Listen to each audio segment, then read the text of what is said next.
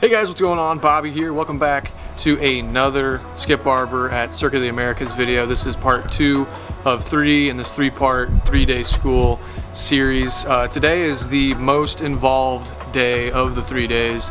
Essentially it is open lapping, so we'll just be running laps around the track. Instructors will be kind of looking at us at every corner around this circuit, just to making sure that we are running the proper line. Braking points, acceleration points, making sure that everything is good for when we start getting the technicalities tomorrow. So, basically just running laps all day. We'll be stopping at the stop box to, get that advice, but a lot of laps today at a higher speed. We'll slowly work up to that, 90, 100% speed, whatever it ends up being at the end of the day. So, yesterday was slow, not a lot of laps, but today's going to be the exact opposite. Lots of laps, lots of speed, really pushing this car. So, really excited to bring you guys along for the day. Let's get at it. The second day started in the classroom, discussing racing flags and what they mean, as well as going over the agenda for the day.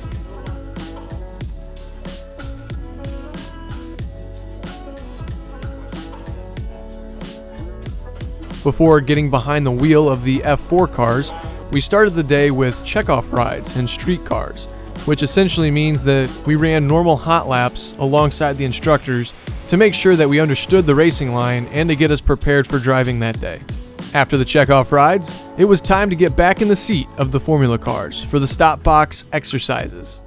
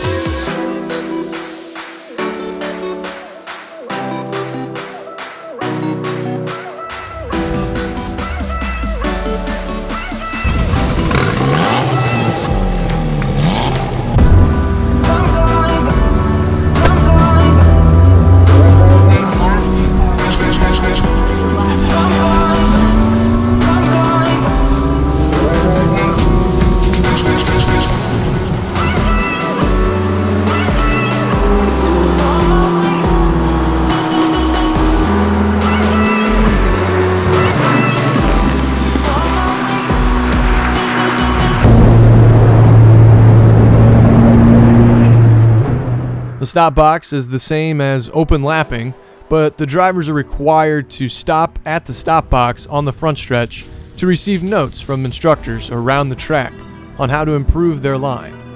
It could be anything from entry speed, exit speed, or apex adjustments. If you completed a decent lap and the instructors didn't have any notes for you, you're able to pass through the stop box and keep on driving. Getting the point through to pass by the stop box was one of the best feelings ever. For the first session, we were given an RPM limit of 4,600 to keep us at a lower speed, and by the end of the day, there would be no RPM limit.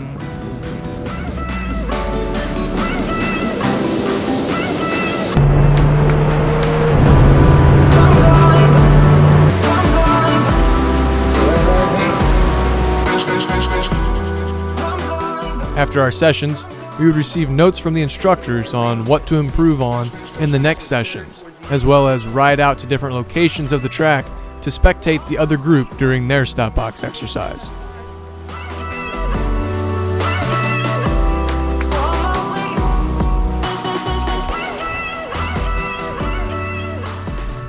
So we are halfway through the day, slowly chipping away at those speeds, but we got a little bit of intermission action here. A Senna about to rip some laps. You never know what you see at the Formula 1 track here at Circuit of the Americas. Just wait till that thing comes back around. It's gonna rip. But yes, we're slowly working at the speeds, getting faster and faster as the day's gone on. So really excited for the second half of the day.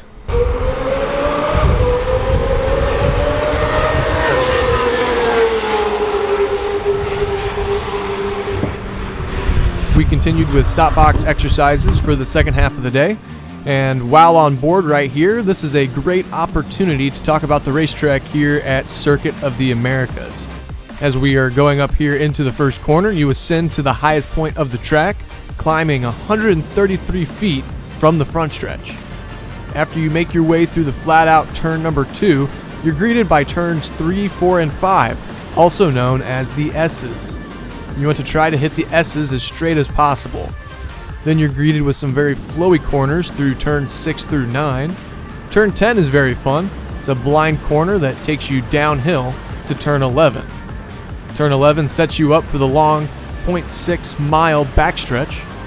You'll go from the top end of 6th gear all the way down to 2nd or 3rd gear, depending on how fast you're going, as you enter turn 12, which enters you into the stadium section of the track, consisting of consecutive hairpin turns. Turn 15 is another one of COTA's more technical corners, as there are many different ways to execute the corner. Some drivers like to keep it narrow on entry, while others take it out very wide to try to increase their speed on exit. Following turn 15, you're greeted by the long downhill right-hand sweeper around the Grand Plaza and famous viewing tower.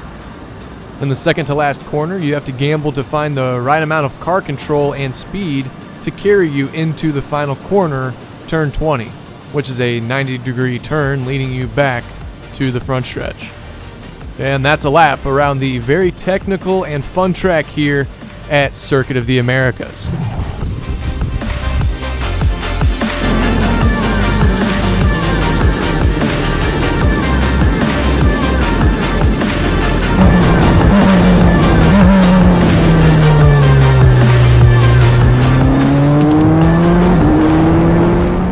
Towards the end of the day, I was leaving the stop box and making my way into the final corner in about 2 minutes and 30 seconds, which is roughly 15 seconds off of what the United States Formula 4 Series qualifying times were. Not too shabby for the first time pushing the car out on the racetrack.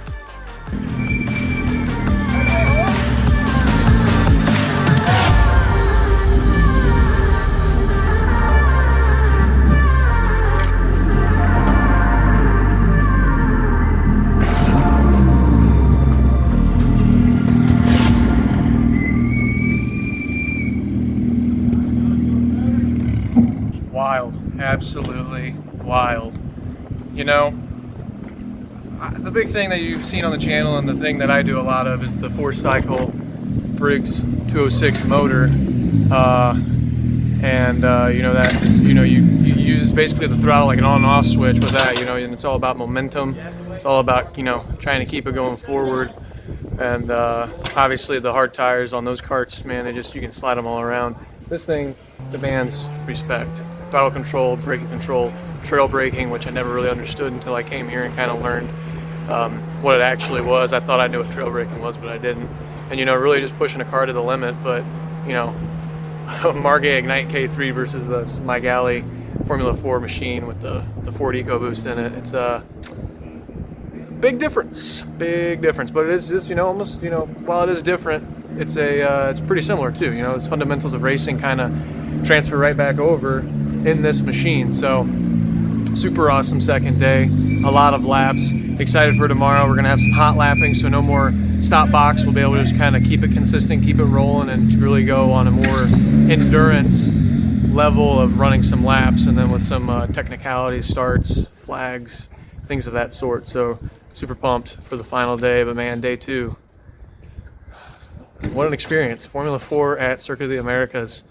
And I feel like I'm doing pretty good. So I'm sure the instructors will have notes that'll bring you back down to a more modest level. But all in all, just super awesome experience and taking in a lot here. A lot of education here at Skip Barber. Having a blast. Thanks for watching. See you guys in part 3.